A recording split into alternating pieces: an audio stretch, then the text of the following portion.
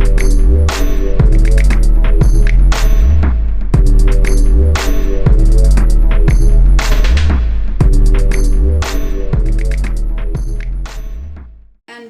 what do you think about like the government in general trying to control like women's sexuality by putting abortion laws and birth control, like trying to take away birth control? Well, we don't do that at the AIDS Healthcare Foundation, but my personal opinion, I think that that's just BS. Yeah. I mean, at the end of the day, I feel like us women, we have our rights, and if we choose to do something, and especially when it's with our bodies, then who is somebody else to tell us that we can't? Yeah. And then when it comes to birth control, it's kind of like saying we're not going to sell condoms anymore. It's a contraception. I mean, why can't I go ahead and take birth control or receive birth control, but we have condoms that are just over the counter? Yeah. So it's kind of like, no, I mean, I believe a woman should be able to, if she wants to take birth control, she should be able to receive it and she should be able to get it. For free. And for free. And if if something was to happen, because things do happen. I mean, if something was to happen and she was to, like, oh my goodness, I have an oopsie moment, and she is pregnant and she can, she's conceiving, then at the end of the day, if she chooses that she wants to go ahead and discharge that pregnancy, that's up to her decision. Exactly. And because there's several reasons why people get an abortion. Correct. Like it could have been a rape case. It Anything. could have been maybe you're not financially stable. It's so easy to like jump and accuse people when you don't understand where those people are at that point in their life. Correct. So I would agree, and especially the fact that the government legislation is made up of mostly men, like white men, old men, Hello. trying to control. It's like no. Trying to control women. Yeah. And then it's like let's say if you do bring a child into this world and you can afford it, because I mean bringing a child into this world is a big responsibility. I mean, the government, sometimes you make minimum wage and the government is still denying you assistance. And then you have a child that's brought into this world who you can't even, afford to feed. You can't afford to, put through schooling. You can't afford to put, clothes on their backs. I mean, why do all of that and put somebody else through trials and tribulations when you could have stopped it from the beginning? And also, like, it doesn't make sense because there's women out there who are, like, can't afford, to buy birth control, but they don't want to deal with that consequence of going through an abortion, because going through an abortion, you don't have one, there's consequences. You do have one, there's consequences. Some people need to see a therapist after they get one. So it's like, why are you prohibiting women from free birth control that can stop this mess from the beginning if you're so against abortion? Exactly. And they even have birth controls you don't even have, because some people get like just caught up in their day-to-days that they may forget to take a pill one day. But they have, the shot that they have that you can put. There's several different forms. Yeah, they have like the Depo shot. They have the thing that you can put in your arm. So I mean, there's different things that last for like years or even up to like 6 months or 3 months. You have to go again. So I mean, there's other things that they can use as well. So when they say like, oh, it's expensive or this or that, I mean, there's other ways. Honey, yeah, and the pill is usually free. So. So where can you go get tested? Like, because before, you told me about this foundation, I never heard of it before. So like, where can you go get tested? So you can go on our website, because I mean we're here in South Florida. However, we are nationwide. So you can go on freehivtest.net for any locations that offer HIV testing, and you can go to freestdcheck.org. And that will let you know all of our locations that do HIV and STD testing. Okay. And what condoms should one use if they're allergic to latex? We have non-latex condoms. Okay. And like those could be bought at like Walmart and stuff like that? Like, you can get those at Walmart and stuff. However, it sounds crazy, but sometimes they're hard to find at the pharmacy and over the counter. So if you go to like an STD clinic, or even if you go to an STD clinic, the Department of Health has them. You can get them right away. If you go over the counter, for some reason, it's just like everything has latex on it. Because I know like cheap condoms are not like the best. Correct. Those we have female condoms that it's hard to find over the counter as well. And you can go to the Department of Health to an STD clinic and they can provide it to you for free. However, some women don't use it because they don't know how to use it or they feel uncomfortable using it. But I see it as hey, if he doesn't want to put one on, why can't you put one on? Because at the end of the day, you have to protect yourself. Yeah. You have to make that adult decision to say, I'm going to take care of my own self. If you don't want to put one on, that's fine. You can be free all you want. You don't have to, because the guys like to use excuses. Oh, you don't have a magnum. Well, it's too tight. It doesn't fit. Or I don't feel it. Sure. Yeah, like they have like, woo, like, child, please. I could put a whole Mandingo. I could put a whole magnum on my arm, okay? And I do that sometimes, like, so you're bigger than my arm. And they're like, but look how tight it is on you. I'm like, oh, please. So, I mean, then they have female condoms that a female can actually put on. And, I mean, it has the instructions in the back. I wish I had the demo to show, but I don't. But we can, if they were to go in to get tested, any counselor or anyone can be able to inform them and show them how to use it. Okay, so now we're going to do some fact or myth questions to just break some, things that are not true that we've been taught through society, TV, or even school. Okay, so most STDs are curable. Yes. And that's like chlamydia, gonorrhea, syphilis. Now, syphilis, you will always have the antibodies in your system. So, for an example, let's say if I have syphilis and I get my treatment and I'm uninfectious, meaning that I can't infect another person. However, I will always have the antibodies in my system. So let's say if I was to go get an antibody test, that test is going to come up reactive because I have the antibodies in my system.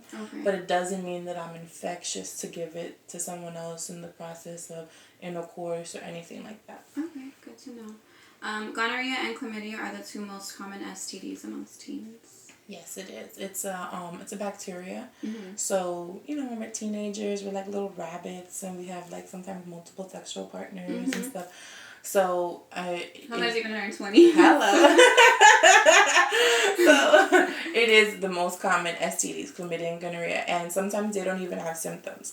So the most common symptoms of them are like burning during urination, discharge, like it can be from like white to green to yellow, different things like that. But then there's cases where you can be infected with chlamydia and gonorrhea and have no symptoms at all. No symptoms, like meaning no discharge, no burning during urination, nothing. That's why it's so important to go get tested and know your status. Because you can be like, I'm fine, I don't got nothing. And then you go get a test, you're like, ooh. And then women can mistake it for something like a yeast infection. Correct. And there's a lot of women that go and they go get like Monistat over the counter or they go to their primary doctor and they're like, oh, I have a yeast infection. I know that's what it is. Yeah, and I know that I just have a yeast infection and then give them the medication for it. And it's still like, well, my yeast infection's not gone. Girl, yes. So. Yeah, it's like, okay, well, let's go to Avenue D now. We went through A, B, and C, now let's go to Avenue D. So, most STD tests include detection of herpes. No, a lot of like free STD clinics, because herpes and stuff can get so, because it's always type 1 and type 2. So type 1 is basically like if anyone had like cold sores or stuff. So a lot of people have had cold sores and different stuff. So that's going to come up reactive or positive on the test. However, the genital warts is type 2. So it's kind of like type 1, type 2. And those, you can get a test done. However, doctors are always iffy to do one just because it's kind of like if you don't have an outbreak or if you never had an outbreak, they don't want to go ahead and do those tests because those tests can be expensive. However, if you have an outbreak and a doctor or any physician from our facility can visibly see it, then they're treating you and they're testing you for it to make sure that you're okay and so on and so forth. Okay. Abnormal vaginal fluid, is a symptom of an STD. No, because sometimes we get vaginal fluids through just being moist in our body, just doing its job and cleaning itself. It's a self-cleaning mechanism. Correct. So sometimes only because you have a discharge doesn't mean that you have an STD or you have an yeast. Sometimes your body just actually like cleaning itself, especially like after menstruation and different stuff like that. So or even sex can like throw that off. Correct. And sometimes we have our pH balance that goes off. So sometimes us women, we get bacterial vaginosis, which is kind of like a fishy smell, and it's very like fishy during like intercourse or right after your menstrual, even before your menstrual cycle is gonna come. So it's not, and it's something that can be treatable with antibiotics. However, us females with our pH balance, it does seem to go off. Yeah.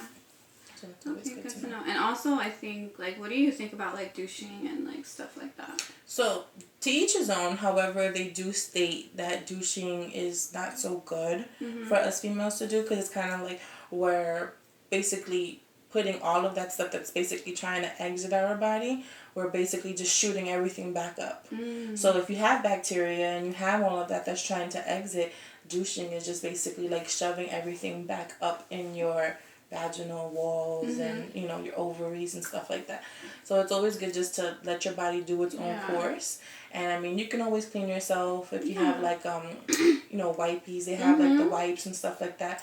A lot of women like to douche like after intercourse or douche like after their menstrual cycle. And not that you can't do it, but if you're gonna do it, try to do it, not to do it every month. Yeah, not like frequently. like try to like spread it out. But some like OBGYNs and state like don't even do it at all. Yeah, I mean, because in my opinion, I think like your vagina does that all for you. It's natural. It's meant to do that. So it's and I agree. You could throw it off in that if you do something. You can, like that. and that a lot of women and harm yourself more. Yeah, a lot of women get BV, bacterial vaginosis, because they do all of that, and it's kind of like you're messing. We have bad bacteria and we have good bacteria that lives there, and it's basically to help. It's to basically help us. The bad bacteria is supposed to live there. So if we're just the right amount. Correct. So we're just continuously trying to clean it and do all of this stuff. You're messing with all of that, which creates different stuff to happen. Yeah. And I'm not even a fan of like perfume thing, like anything that has perfume or scent down there is because even like tampons and even like pads, they have those scented ones. Yeah. And those things are not. I mean, to each his own, like I stated. However, it's always good just to stay with like the non-scented. Yeah, non-scented. Even when you wash yourself, like even down there, like you can wash your body and stuff with, you know, fragrance soap and stuff. But when it comes to cleaning your princess flower, as I like to call her, then it's always good to go ahead and, you know, use unscented stuff. They have things over the counter that you can purchase just for that. And it keeps your pH balance, you know, leveled and stuff like that. But, I mean, to each his own. But, yeah, I would say stay away from the fragrances. Yeah.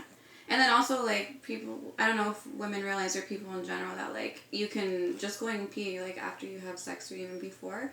It can, like, solve a lot of, like, yeast infections or urinary tract infections and stuff like that. Correct. So, you cannot catch an STD from oral or anal sex. That's a lie. A lot of people, or even like, since no one, let's just, I'm saying, like, if let's say if you ask someone like, oh, you're a virgin, or, and they're like, yeah, because they consider themselves to be a virgin because they haven't had vaginal sex. But it's like oral sex and anal sex is the same thing in a way. I mean, you can contract HIV, you can contract chlamydia, gonorrhea, syphilis, herpes, you name it, you can catch it because bodily fluids are being exchanged. Some people state like, oh, I have anal sex because I don't want to get pregnant. So I just go ahead, but doesn't mean that you can't contract any STDs because you have the anal sex. I know. So it's always like, yeah, some people think that they're like, oh, I had oral sex, so I'm okay. Yeah. But you can get, I mean, we do swabs in the throat for that reason at our STD clinic. But you can contract chlamydia, gonorrhea, syphilis, herpes, so on and so forth, you know, orally as well. Yeah, I think the main key to remember is, like, if bodily fluids are being exchanged. Hello. Like, that's the main way that you can catch. Yeah, and if you have an entry, you have an entry that's going into your body. I mean, hey. So, what's next? Baby oil, Vaseline, or coconut oil are okay to use as lubrications during sex.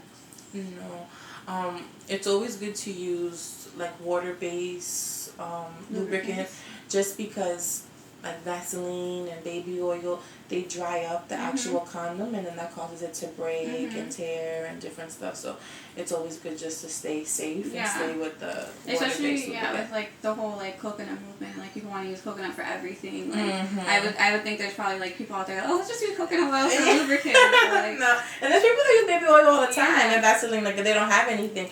But it's always good just to stay with the water-based lubricant, just because it does tear. Sometimes people break out. Sometimes people get vaginal infections, like yeast infections and stuff. Your body's like, what the hell is that? What is going in there?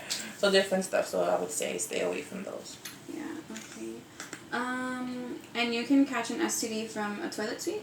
No.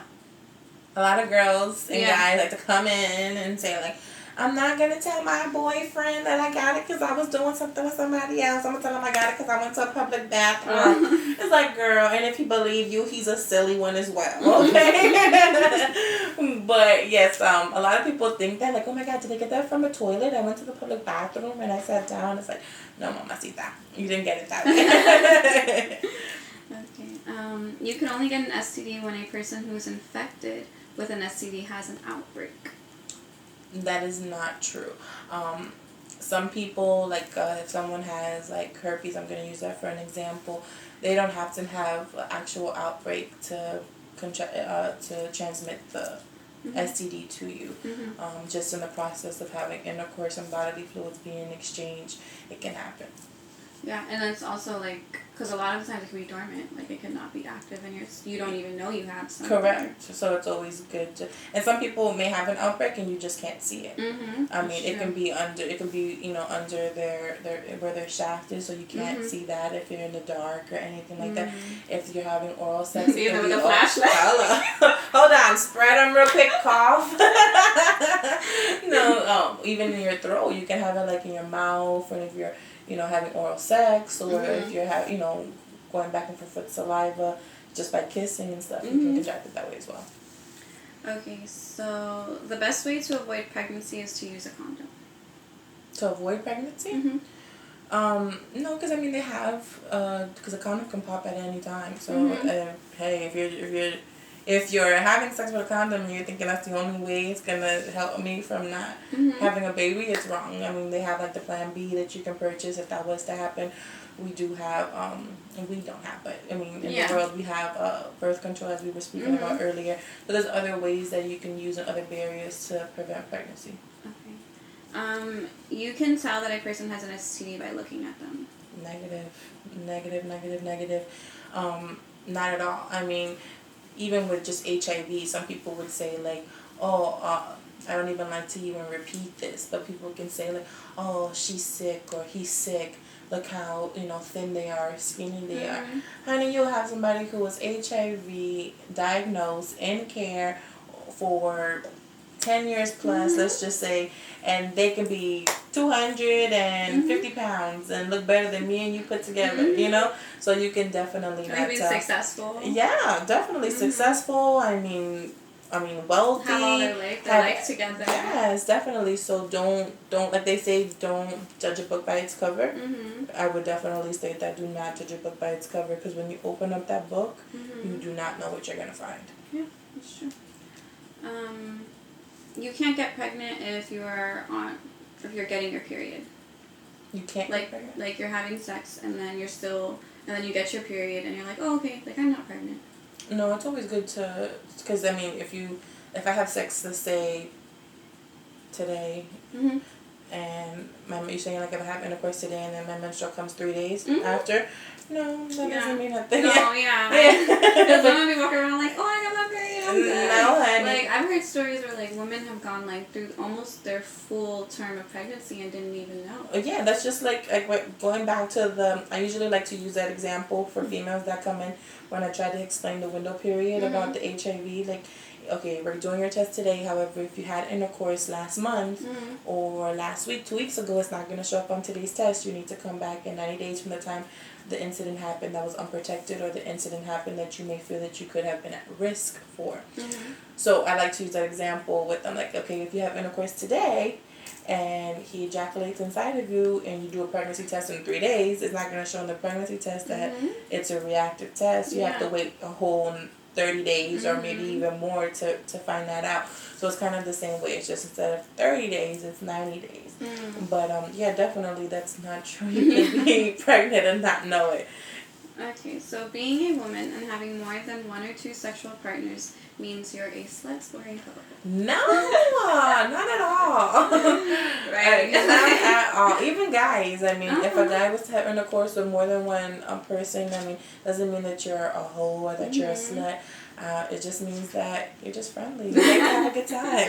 Yeah, but as long as you're using protection and you're protecting yourself, hey, by all means, do what you do. Because I think, and I geared that towards women because I think the stigma is with women who do have, like, if I have more than 1 sexual partner or more than 2 or 3, or if you ask me one day, like, you know, oh, what's your number? Like, I'm afraid to tell you because it's like, okay, I'm automatically deemed like a slut or a whore because, you know, I'm acting the same way as a man. Yeah, it's basically society and how they identify how a woman is supposed to carry herself. I mean, I can be classy, I can be professional, I can be successful and have 50 plus sexual partners, but it doesn't mean that that takes away who I am as a person. Yeah. I'm still successful, I'm still, you know, professional, I'm still doing what I have to do in the community or in the world or for myself. I'm being responsible with my sexual actions. That's the difference. Now, if you're out there just a loose cannon, as they like to call it, and just having unprotected sex with multiple people, you're putting yourself at risk. Because you don't know these other people's status. Even if you ask them, are you really getting black and white documentation that states their status? So different stuff like that. But at the end of the day, that doesn't change who you are. And I think derogatory terms such as like slut or hoe is just another way of like trying to regulate like women's sexuality. Yeah. So okay, so this is like more geared towards, because when we were talking about female condoms, like, how does that work with like lesbians or like bisexual women who do have like same sex? So for females, some females when they have intercourse, they don't like any type of penetration. There's some people that don't like penetration. Now there's some people that maybe one partner may like penetration, another one may not.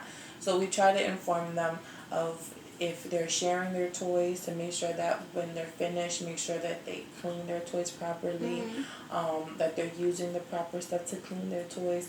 Because even though you're not penetrating, and your still bodily fluids are being exchanged through those toys. And bacteria. Yeah, so I mean, only because you're having intercourse with your partner doesn't mean that you and your partner can transmit BV to one another, or sexual transmitted disease as chlamydia or gonorrhea, different stuff like that they may have that they may not know.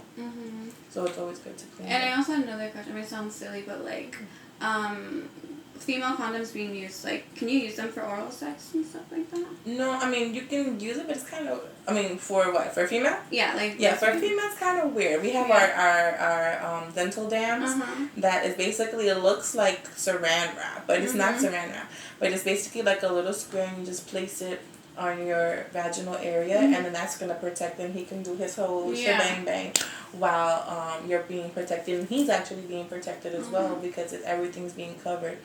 Now, when it comes to the oral sex, that's what you would use for that. When it comes to vaginal, then you use the actual female condom for that. Okay, so is there, because I know they have like condoms that you can use with like a guy that are for oral sex, but like, is there anything for like women when it comes to oral sex? Not that I've come across. You mean like the flavored and stuff like that? Just a condom in general for oral sex on a woman. Yeah, the dental dams. Okay, so that you can use that. Yeah, that's what it looks like saran wrap. You can get it at an STD clinic. You can get it at a Department of Health. Anywhere where you may go get tested, they should have, maybe not a large amount, but they'll have some there. For clients to take and stuff like that. But that's what you'll use for a female for oral sex. And for a male, they have flavored condoms and stuff. But the dental dams, they don't have any that I've come across at least that are flavored and stuff. So it's pleasurable for the male. No, I haven't come across that. Or the woman. Or the woman, yeah. Okay, so is there any other like myths you could think of that pop up often? Or have you pretty much covered a lot? Yeah, we kind of covered majority of them that I can think of right now. Kind of like, whoop. Okay, well, I want to thank you for coming out. Like, I feel like this is such an important topic, and it's not talked about enough, and it's not talked about in an environment where people can feel comfortable, like, listening to it and talking about it. So thank you for coming and sharing with me. And thank you for what you do out in the communities. Thank you. It's a pleasure and I love it. And if you want to know your status, go to freehivtest.net or freestdcheck.org. We got you. Yes. Love you, boo.